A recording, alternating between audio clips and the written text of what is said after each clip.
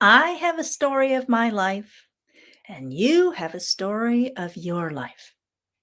And I'm going to talk about the incarnation cross in the human design chart that talks about this story of my life. I am Sandra Lee, human design specialist and biofield tuning practitioner.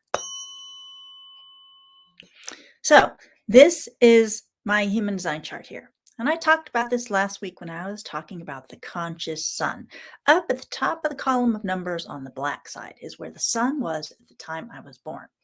So the incarnation cross is the four planets up at the top, where the sun and the earth were at the time I was born, and then approximately 3 months before I was born.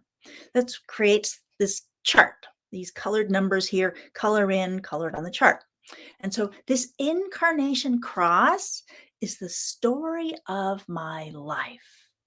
I am always living this story, and I can experience this story in positive, wonderful ways where I love myself and the way I am in the world. And I can also experience this in difficult, challenging ways. Sometimes where I wish I wasn't that way. I hate the way I am. These kinds of things. So I'm going to tell you two different versions of this incarnation cross. The truth is, there's thousands of ways to tell this story, which means there's thousands of ways that I can experience myself in my life and this life story, this purpose that I am here for. So let's talk about the challenging, difficult, not so wonderful way that I can experience this. This truth and integrity, I can be really picky about the way I do things and the way other people do things. And I can be controlling, which is also there in my chart. So I can be like fussy about all the details and expecting everybody, including myself, to do everything just so. Like this is the way it needs to be. And I might only see things from my perspective, not being able to see different options and different possibilities.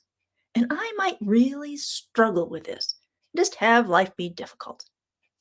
That's one way that I can experience that story. And there have been times where that has been me. Now, let's talk about a more positive, wonderful, contributory, loving way of experiencing this. This truth and integrity.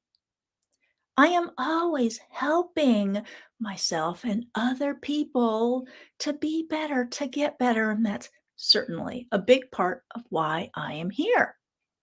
And I help myself and others be flexible about the expectations and the rules and the way we expect it to be. Because I work with clients helping them with human design, and they come in as like, oh, this is the way it's supposed to be. And I help them adjust that, find some flexibility for themselves and others.